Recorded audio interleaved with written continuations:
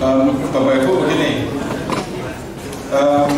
silakan mengingat dulu tahap yang pertama ketika membaca cerita itu baca, nikmati ceritanya, gunakan imajinasi, gunakan hati.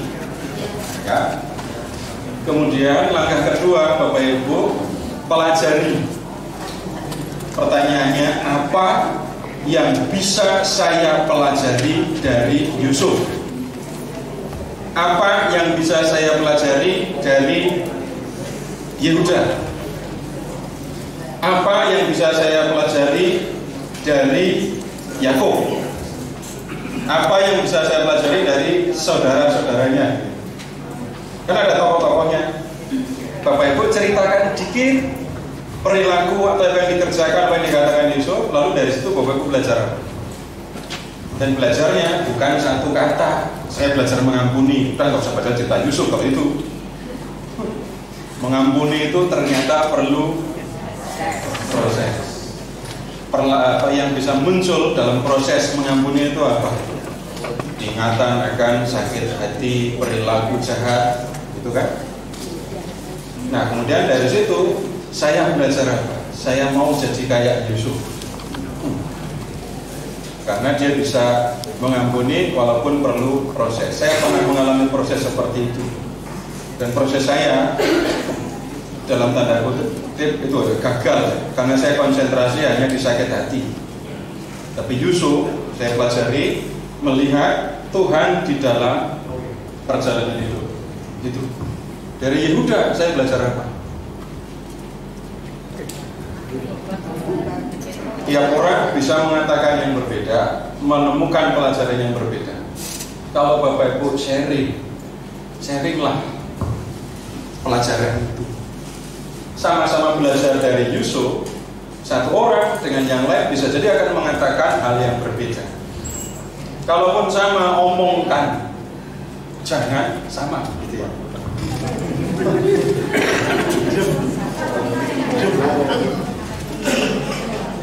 Kalau Bapak Ibu membuat renungan sama, ceritakan kembali, tapi pakai kata-kata sendiri.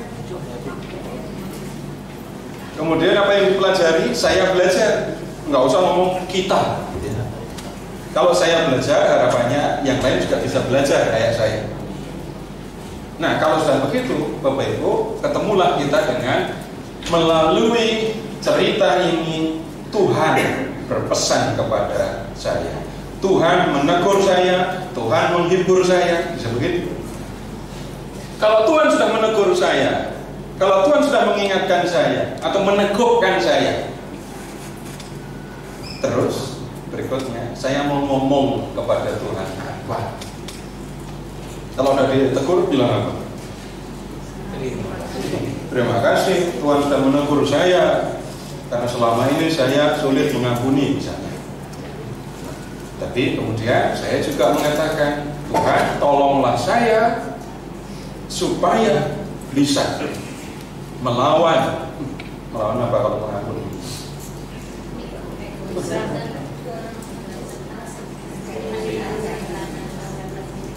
Melawan apa ya? Kalau melawan sakit hati yang ada di dalam diri saya. Tolonglah saya supaya bisa melihat Engkau di dalam peristiwa berat sulit yang saya alami ketika saya sakit. Nah, ketemulah Bapak Ibu, Tuhan bicara, saya mendengar, lalu habis itu saya menanggapinya dengan berdoa kepada Tuhan. Kalau nyusun doa umat juga begini. Kalau mau dikerjakan pribadi, nah, Romo udah minta supaya Bapak Ibu mengerjakan tugas. Tugasnya apa? Nulis, menceritakan kembali dengan kata-kata sendiri. Menceritakan kembali dengan kata-kata sendiri. Nanti ceritanya saya pilihkan panjang apa pendek.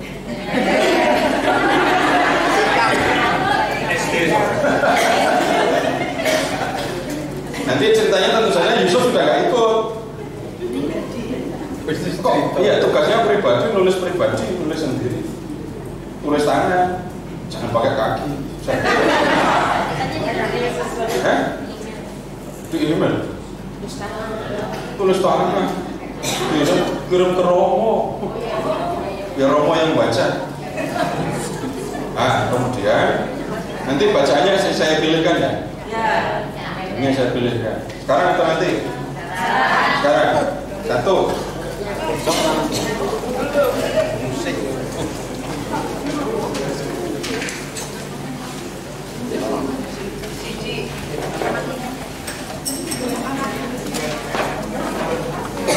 Tentang pemilihannya tunggu dulu, tapi saya tunjukkan bacaannya dulu ya. 1. Kejadian bab 3. Kejadian bab 3. Bab 3. Adam. Kejadian bab 3. Semua bab 3, seluruh bab 3. Yang kedua, ya yang agak panjang lah, pendek tapi ya jangan pendek-pendek amat. Berikutnya ke Kejadian bab 22. Kejadian 22.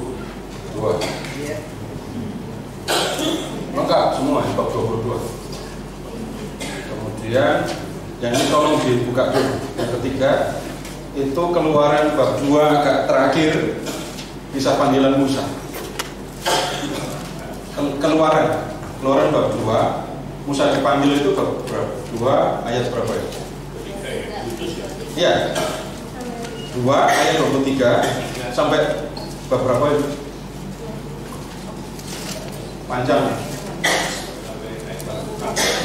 Sampai bab 4 ayat 17. Ayat 3 ya. Ibu nunggu yang pendek, nggak ada. Bacaannya panjang-panjang. Keluaran 2 ayat 23 sampai bab 4 ayat 17. 3 ya?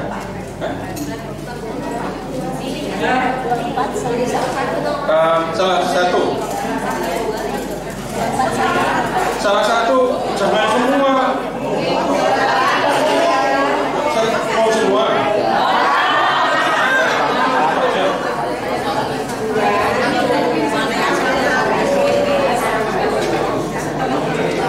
Kemudian silahkan Bapak Ibu melihat sekali lagi ada tokoh nggak kelihatan yang harus diperhitungkan, yaitu Tuhan.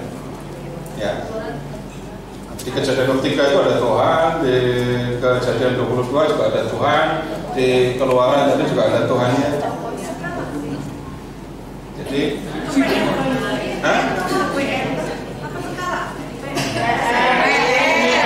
tugas harus PR dikerjakan di rumah, jangan sekarang. Nanti tugasnya dikumpulkan, tugasnya akan diperiksa sama Romo. Kemudian kalau mengerjakan, jadi cara mengerjakannya ya, cara mengerjakannya, Bapak Ibu baca, gunakan imajinasi. Kemudian Bapak Ibu setelah itu coba cerita tanpa buka Alkitab.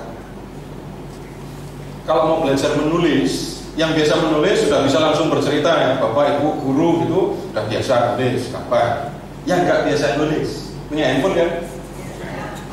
Itu videonya masih berfungsi. Masih. Direkam.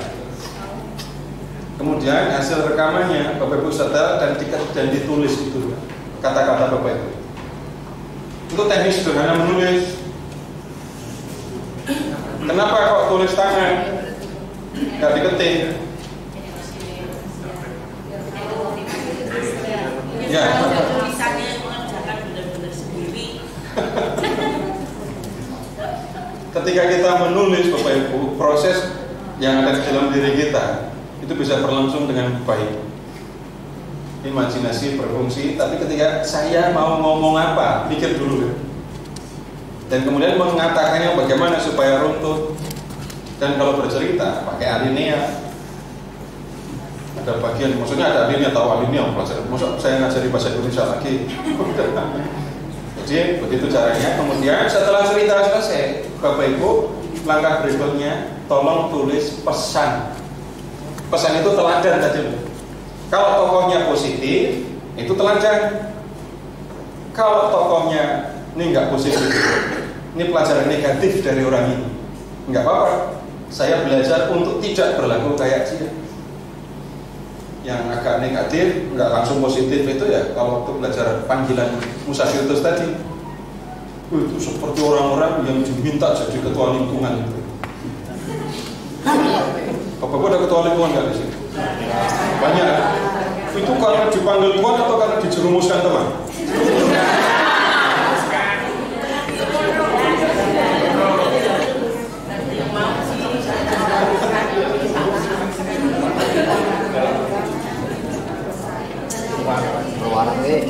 Nah, Bapak itu bisa belajar di situ.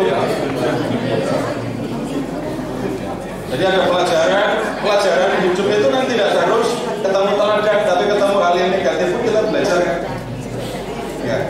Kemudian setelah itu pesan untuk saya dari kisah Musa, dari kisah Abraham, saya belajar apa? Itu gini sekarang gini. Untuk cerita ini lengkapnya maksimal nulisnya 4 halaman folio.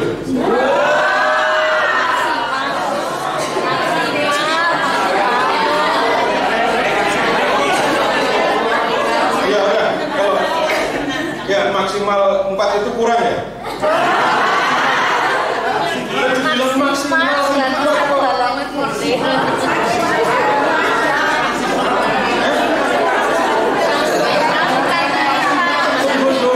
saya baru bicara maksimalnya 4. Semuanya itu folio bergaris. Nanti biar disediakan. Nah sekarang untuk bagian cerita, Bapak Ibu tulis dulu ya. Untuk bagian cerita, Bapak Ibu bisa 2 halaman itu bercerita. Berceritanya 2 sampai 3 halaman.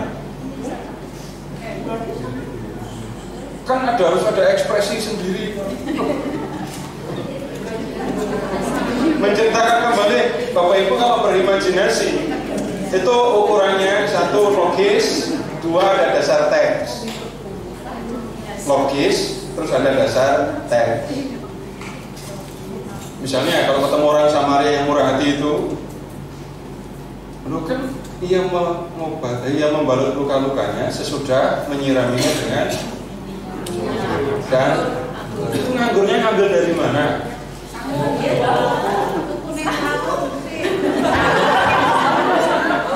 Bapak Ibu kalau Bapak Ibu tidak punya imajinasi nggak akan bisa jawab.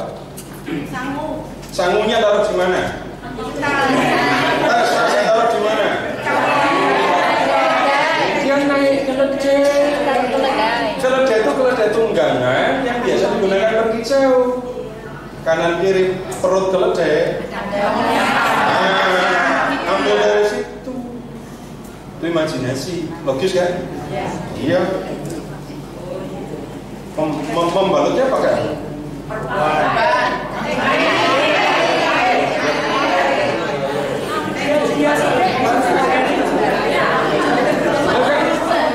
Ibu bisa bercerita mengenai itu. Ia pun mengambil anggur yang ada di kantong yang ada di keledainya, itu kan? Nah, misalnya kalau mau baca dulu yang Kejadian bab 22, itu Abraham diminta mengorbankan anaknya. Bapak tidak ketemu reaksi Abraham, tapi wajarnya reaksi Abraham bagaimana? Abraham nunggu diberi janji bangsa yang besar sampai dia punya anak. Itu kalau dihitung 25 tahun nunggu. Katanya bangsa yang besar 25 tahun nunggu dapat satu. Korbankan lagi. Diminta reaksi wajarnya. Iya, tapi nyatanya kemudian melakukan. Nah, itu nggak muncul di teks dan ibu bapak bisa menjelaskan. Sekali lagi ada dasar logis dan ada dasar teks. Yang nggak logis itu bagaimana? Balik ke orang Samaria. Setelah beberapa hari, istri dari korban perampokan itu datang ke penginapan menjemput.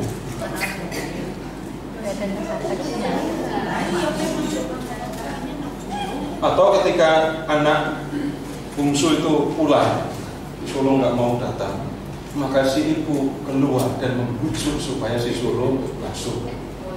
Nggak ada itu. Nggak ada. Itu imajinasinya ngaco. Karena apa? Tidak ada dasar di teks. Nggak boleh. Jangan ngarang.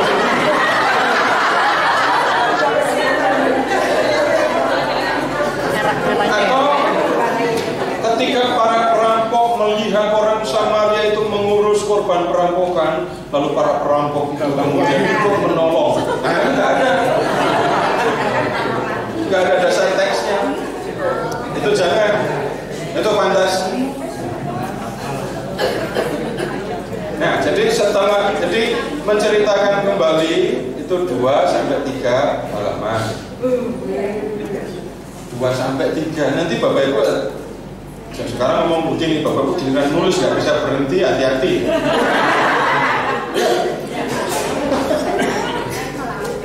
Malah nggak bisa berhenti, bisa jadi. Nyetoknya gimana ini nulisnya? Setelah menulis pesan, ya pesannya itu setelah cerita terus pesan. Pesannya, ini kalau ini saya tunjukkan berapa baris? Bikin 10 baris. Ya. Karena kalau saya tidak kasih batasan minimal 10. Minimal 10. Pesannya minimal 10. Oh, Pak Ketua dan Bapak Ibu yang di belakang tolong ditulis ya yang saya sampaikan. Karena saya tidak menyiapkan soal khusus. Belajar berdoa harus dipaksa belajar berdoa. Kalau enggak belajar mengampuni gitu aja, nggak usah baca cerita. Terus berdasarkan pesan itu tulis doa. Ya, belajar berdoa di situ.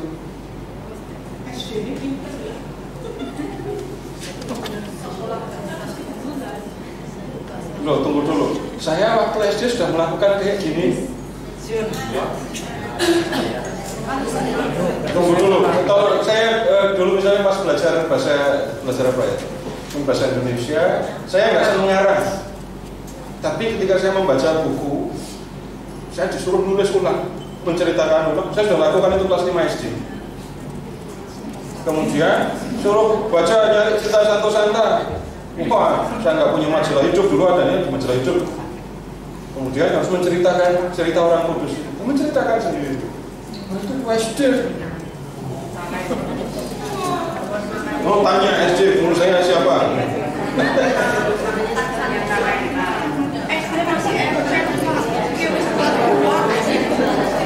Nah, doanya berapa baris? Sama minimal 10. Doa pribadi, ya, dan untuk diri sendiri. Kalau ceritanya tentang Musa atau Abraham atau Adam, nggak ada kok yang minta jodoh, nggak nemu. Doanya berdasarkan pesan tadi ya. Jadi pesan yang sudah ditulis minimal 10 baris tadi, Bapak Ibu jadikan bahan untuk membuat doa. Kenapa dipaksa nulis 10 baris minimal? Sekali lagi, maksa belajar berdoa. Karena banyak orang Katolik kalau diminta berdoa tiba-tiba Roh Kudus datang. Enggak ada yang lebih dari itu. Roh Kudus datang dan memberikan karunia untuk menunjuk. Kalau enggak, tiba-tiba menjadi rendah hati seperti Yohanes Pembaptis dan mengatakan, biarlah dia makin besar sedangkan aku makin kecil. Nah, habis ini harapannya yaitu Bapak Ibu belajar memahami pesan, belajar berdoa. Kalau Bapak Ibu Lexio Divina, bagian pertama itu Lexio, bagian kedua itu Meditatio, bagian ketiga itu Oratio. Udah jelas ya? Gampang. Dikumpulkannya apa? Kata Romo 2 minggu lagi. 2 minggu lagi, terus ini Bapak Ibu ketika mengerjakan syaratnya adalah Bapak Ibu senang. Kalau Bapak Ibu nggak senang, tulisannya juga tidak menampilkan kesenangan, jangan dikumpulkan. Bapak Ibu sendiri nggak senang kok Romo suruh baca.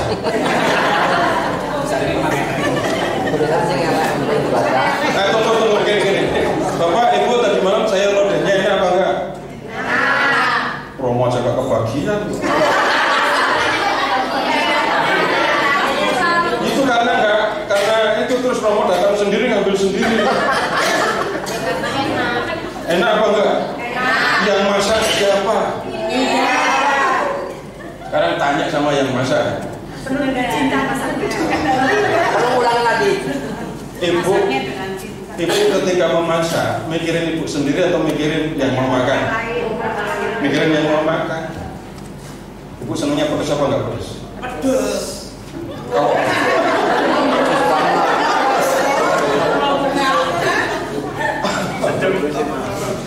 Kalau ibu masak nggak mungkin cuma mikirin dirinya sendiri. Semua ibu begitu. Dan nggak akan setelah bikin kue bagus sudah taruh di meja cuma boleh dilihat, nggak boleh juga kan? Nggak ada. Pasti mikirin yang akan makan. Ya kan begitu. Kalau menulis pikirin yang baca.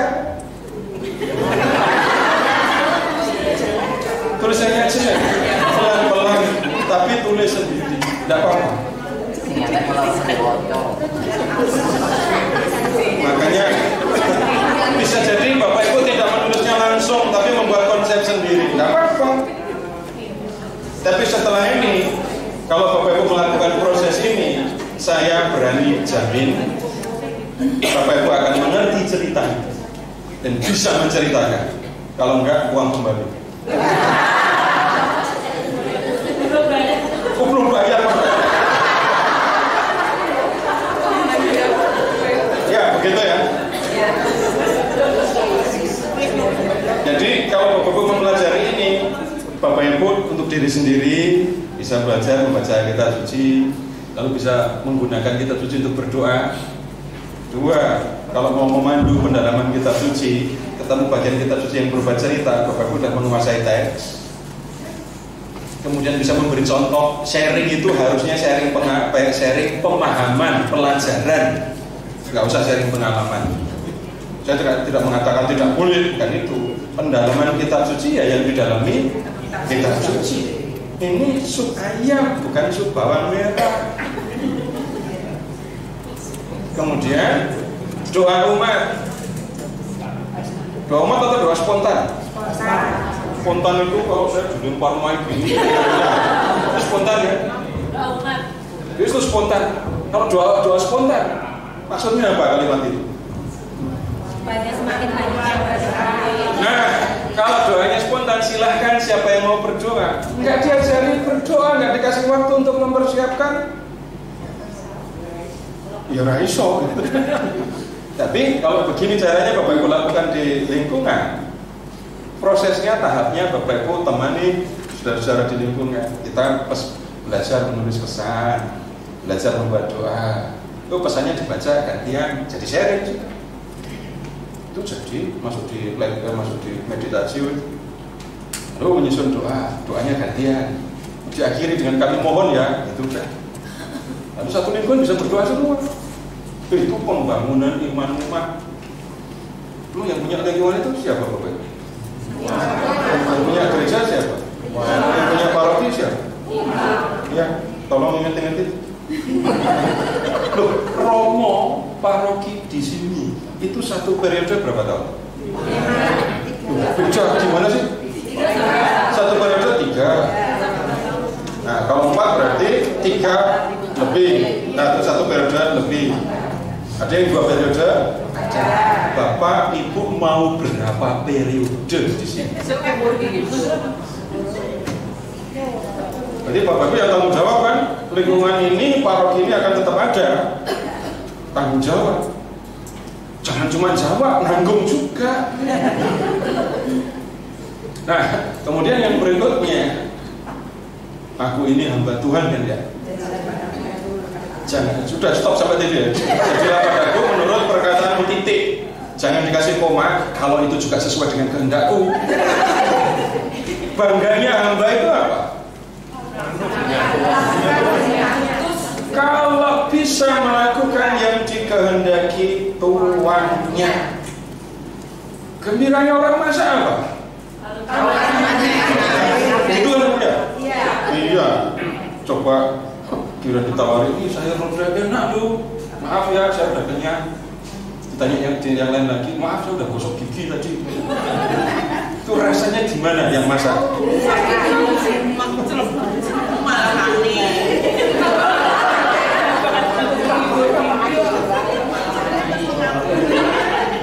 Ya nggak tahu, silakan saja. Nanti tapi ibu silakan tunggu kalau ada kejadian kayak gitu. Di suatu lingkungan semua bilang saya sudah kenyang, saya sudah makan, saya alergi ini. Yang lain lagi ngomong apa?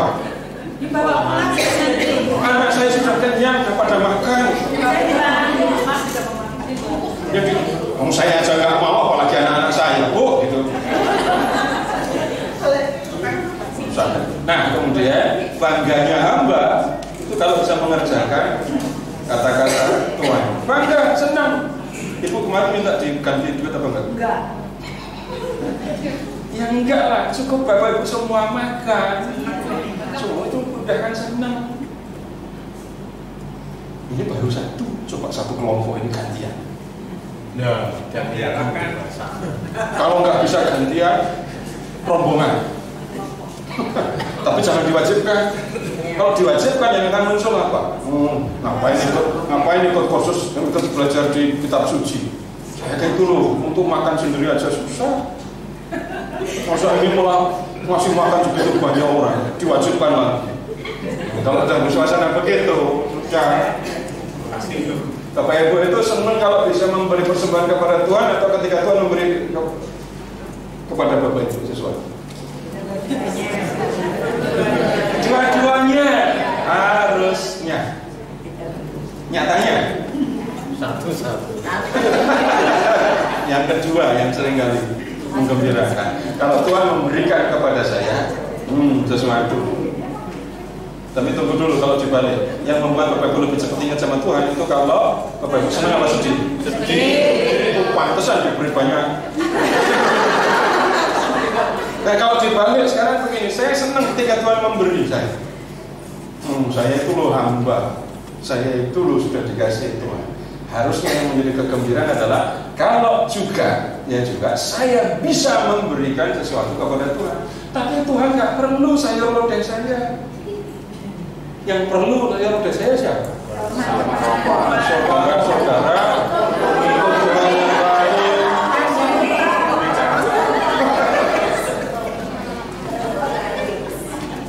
Itu Bapak Ibu melakukan paket hemat loh begini. Sekali Bapak Ibu bawa makanan, Bapak Ibu mengasihi berapa orang? 90. Bapak Ibu mau berbuat dengan 90 orang kalau nunggu di rumah? Lama. Sekali Bapak Ibu mengasihi langsung bisa mengasihi 90 orang loh. Itu belum dihitung pastorannya. Bapak Ibu, saya bukan cuma ngomong. Saya cerita tentang anak-anak yang belajar di rumah. Nah, namanya anak-anak itu perutnya lebih banyak nasi apa snack? Ya kan gitu. Jadi tiap minggu ya ada snack. Jadi Bapak Ibu kalau datang ke rumah saya nggak punya Nogosari atau Tart, tapi kalau Ciki banyak. Coklat, kacang, makanan itu selalu ada. Kemudian waktu itu saya kan belajarnya dulu di garasi, cuma kecil. Maksudnya cuma sampai kelas 6. Yang udah SMP nggak mau pergi.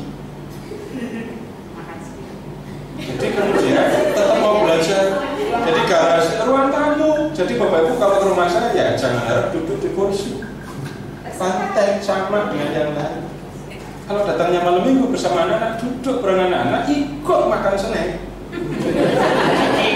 Iya, ya apa yang ada. Kadang-kadang hati-hati juga karena kebanyakan Ciki nanti saya dimarahi orang tuanya. Jadi waktu. Tapi kalau makan bareng suasana beda. Kadang-kadang masak anak-anak semuanya apa mihun gitu aja udah seru ya. Makan bareng dan makan sendiri kan beda kan? Beda. Kemudian ruang tamu nggak cukup. Saya buat sendiri bangunan di samping rumah, ukuran berapa? 33 meter persegi. Itu isinya cuma rumah kayak rumah panggung gitu, tapi ya kalau bicara ongkos-ongkosnya seperti orang bikin rumah karena naik dan dicor gitu.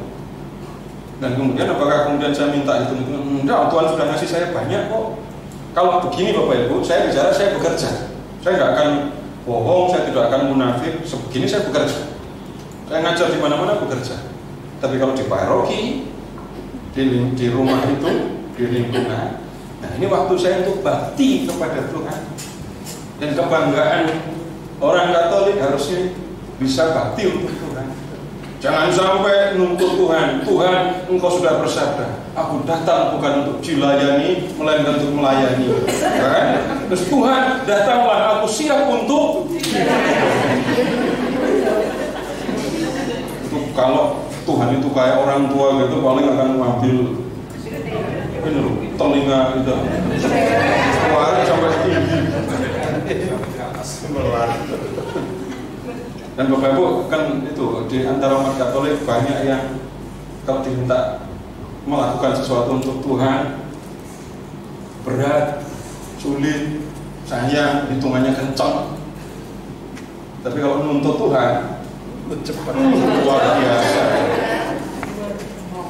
Yaitu kegembiraan, kebanggaan ketika bisa melakukan untuk sesuatu untuk Tuhan. Saya bercerita bukan saya sombong, enggak, tapi yang saya bilang, saya mengatakan yang seperti itu bukan mustahil untuk dikerjakan, bahkan bisa menjadi kegembiraan.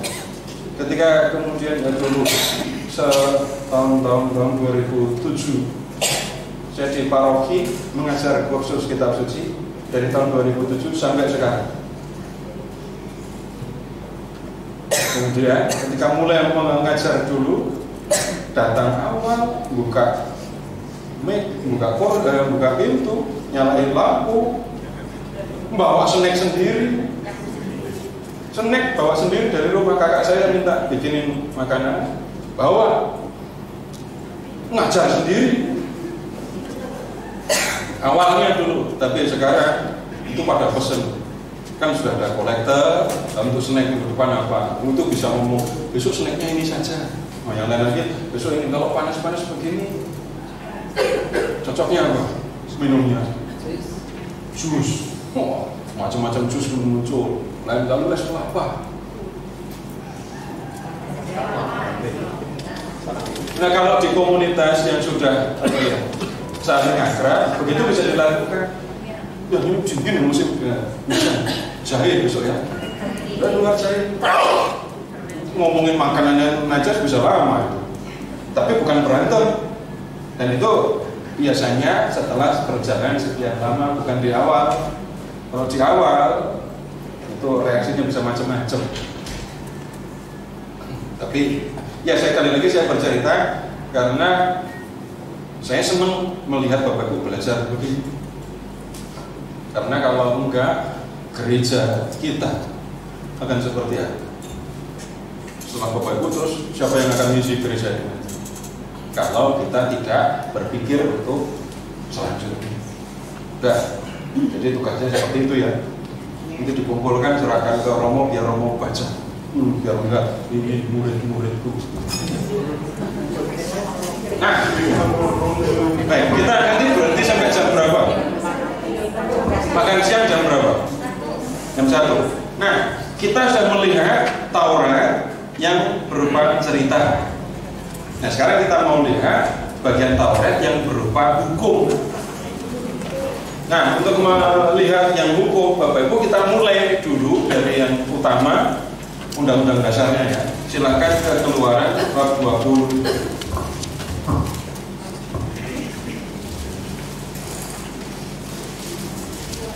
Keluaran 20.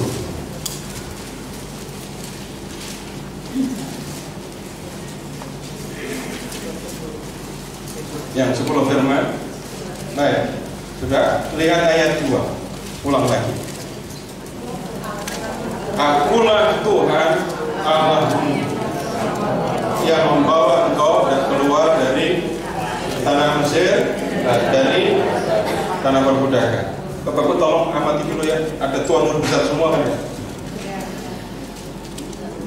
Ya, ada tuan huruf besar semua. Di lain kesempatan Bapak bukan ketemu dengan Tuhan, tapi T-nya saja yang besar. Ada ketemu Allah, A-nya besar. Terus ada Allah, A-nya kecil. Pernah nanya gitu apa? Lewati saja. Ya. Kalau membaca ketemu Tuhan huruf besar semua, itu teks Ibrani-nya ada 4 huruf, Y, H, W, L. Ya. Tapi orang Yahudi tidak pernah menyebut nama itu. Bapak-bapak, ibu-ibu sudah dewasa semua, ya kan? Pernah ada yang manggil nama ayahnya dengan nama langsung dari kecil sampai sekarang? Kalau belum coba, ya, apa yang akan terjadi?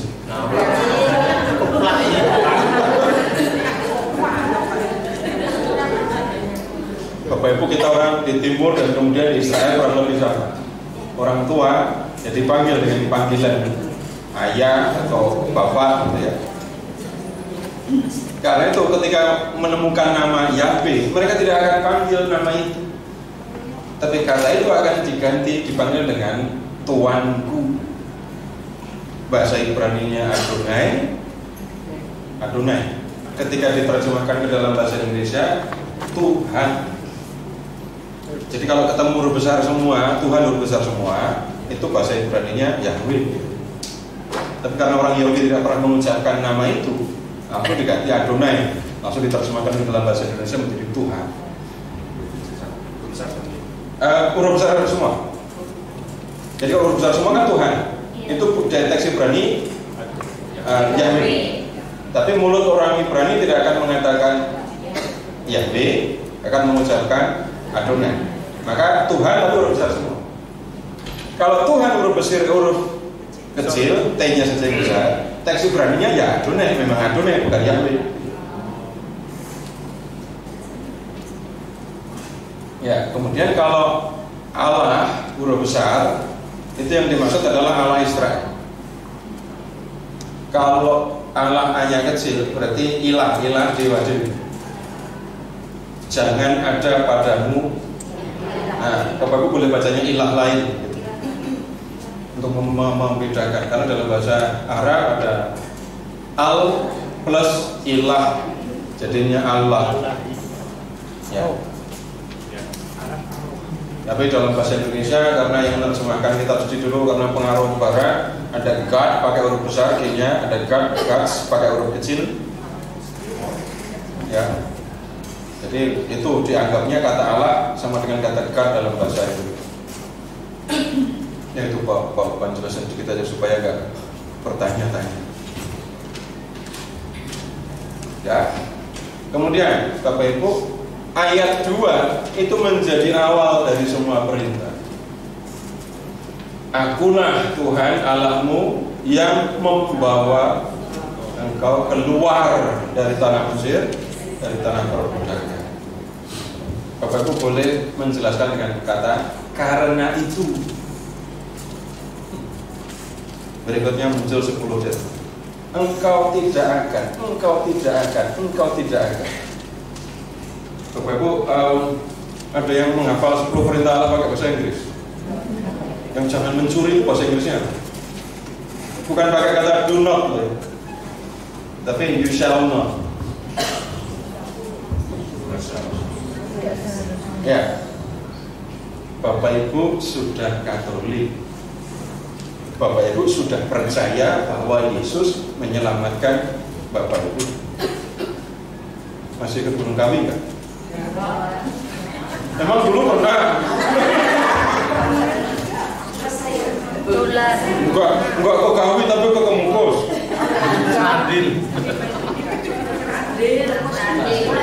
Candil itu mana? Wah, itu belum tahu, saya harus pelajari. Harus ke sana. Karena saya tahunya ke sebelah timur. Ya mumpung di sini ya. Ya udah, nanti habis makan siang saya ke sana. Masih Wamia? Wamia ke Tepeko? tahu. Jadi gini, seandainya ngomong pengandaian, Bapak Ibu kemarin belum Katolik, Bapak Ibu kemarin belum percaya kepada Yesus. Hari ini Bapak Ibu dibaptis. Kemarin karena belum percaya kepada Yesus, ada yang ke Mukus, terus ada kemana tadi? Serandil. Terus masih ada yang suka menyakiti orang lain dan seterusnya.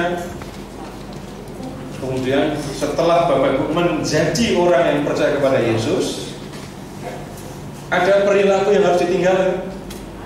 Bapak Ibu harus, karena aku orang yang percaya kepada Yesus, karena aku sudah diselamatkan oleh Yesus, maka perilakuku akan menyesuaikan diri dengan identitasku yang baru, identitas seorang yang percaya kepada Yesus.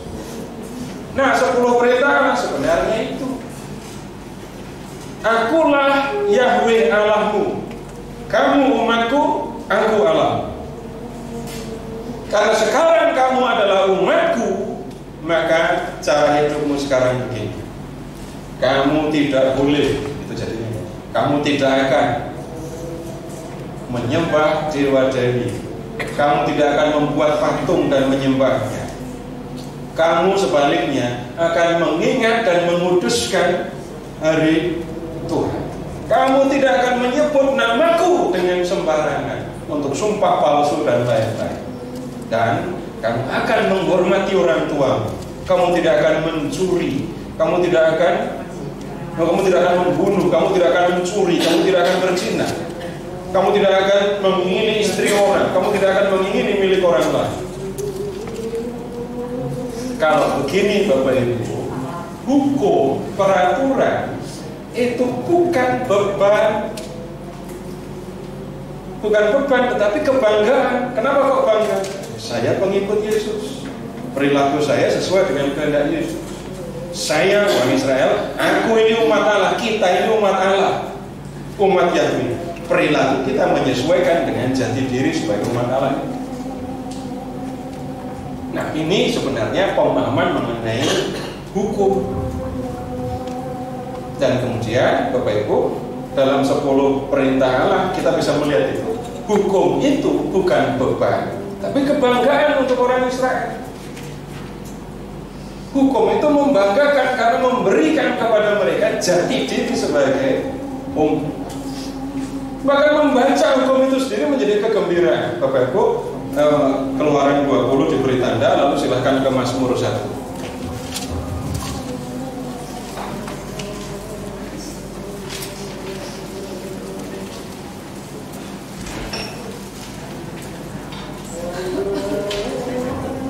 Mazmur 1.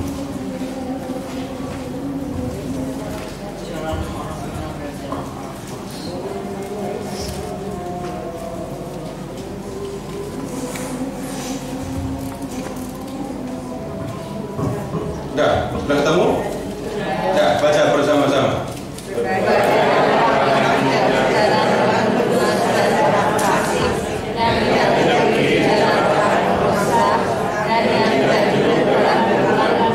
Ya, lanjut. Tetapi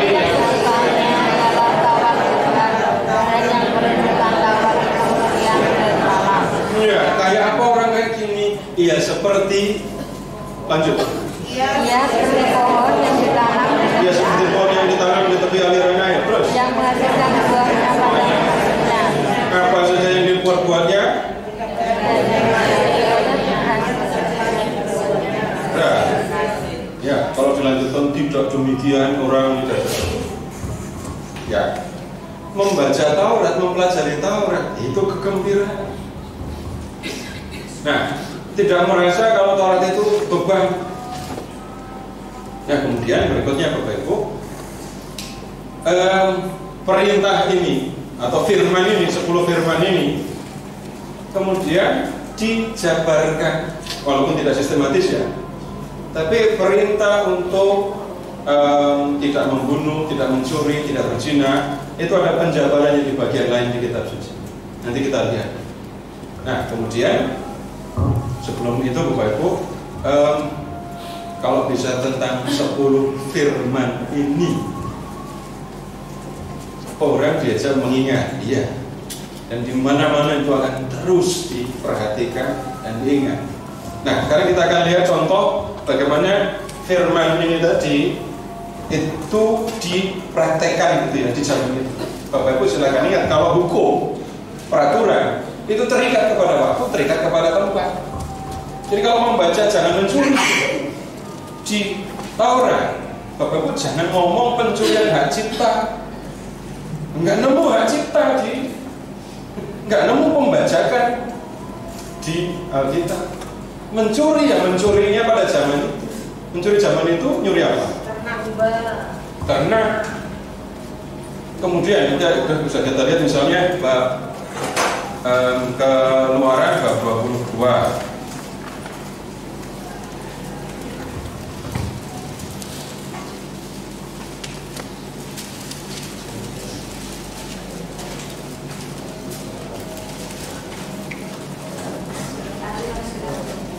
Itu tentang mencuri ada di situ ya. Kemudian Bapak Ibu ingat tentang tadi yang belum saya sebut dalam 10 firman itu jangan bersaksi dusta kan? Bapak Ibu lihat bab 23.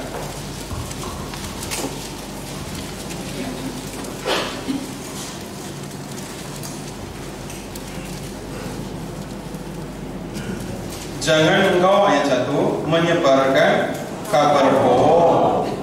Janganlah engkau membantu orang yang bersalah dengan menjadi. Seterusnya akan ketemu penjabaran yang seperti itu. Tapi sekali lagi tidak terstruktur. Tapi contoh-contoh tetap bisa dicari. Berikutnya, tolong lihat, ini sudah agak jauh, ke kitab Imamat bab 18.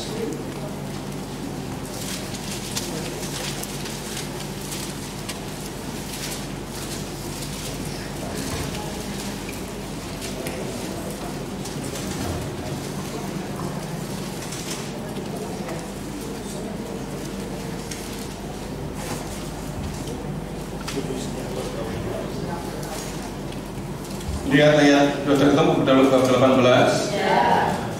Ayat 6. Siapapun yang seorang kerabatnya ketika menginapkan Ayat 7. janganlah meninggalkan aurat istri ayahmu karena ia hak ayahmu dia ibumu. Jadi janganlah meninggalkan auratnya. Ayat 17.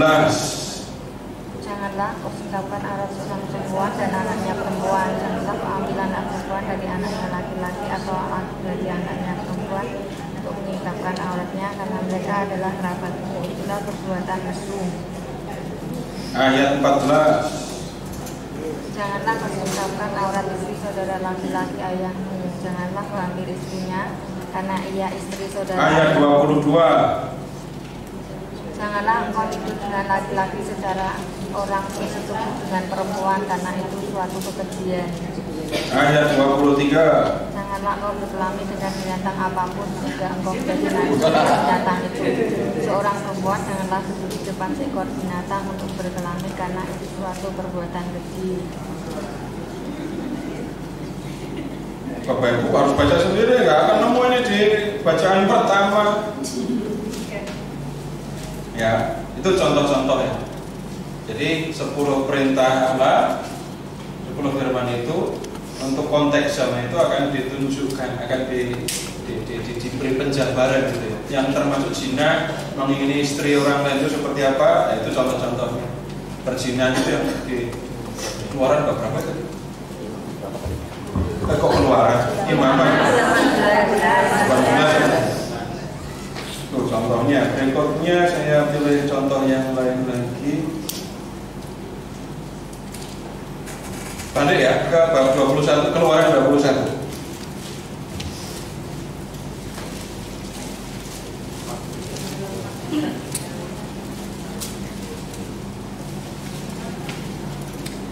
Bab 21, lihat ayat 12.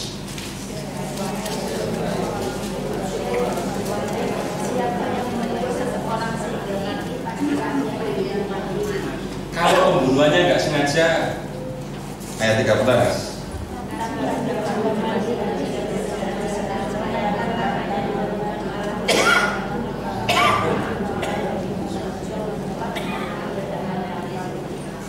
Ayat 16. Siapa yang menulis silangkan dan bayarlah jualnya bagi dirham emas ke dalam kasih. Nah, Bapak Ibu, Yusuf mendapat perlakuan seperti ayat 16 itu. Diculik dan dijual.